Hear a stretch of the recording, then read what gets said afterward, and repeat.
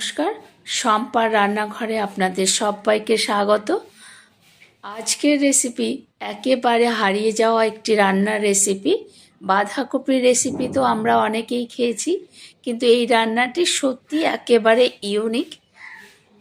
এটি আমার নিজস্ব রেসিপি নয়।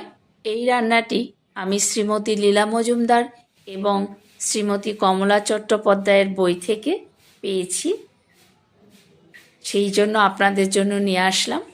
রেসিপির নাম বাঁধাকপির জুমকা। সত্যি অসাধারণ খেতে। নামটি একটু অন্যরকম হলেও খেতে কিন্তু অপূর্ব। একবার বানিয়ে খেয়ে দেখবেন। সম্পূর্ণ ভিডিওটি দেখার অনুরোধ রইল। লাইক, কমেন্ট, শেয়ার ও একটি সাবস্ক্রাইব করে পাশে থাকা বেল আইকনটি প্রেস করে চ্যানেলটির পাশে থাকুন, যাতে এই রকমই বহু পুরনো হারিয়ে যাওয়া রেসিপি আপনারা পেতে পারেন।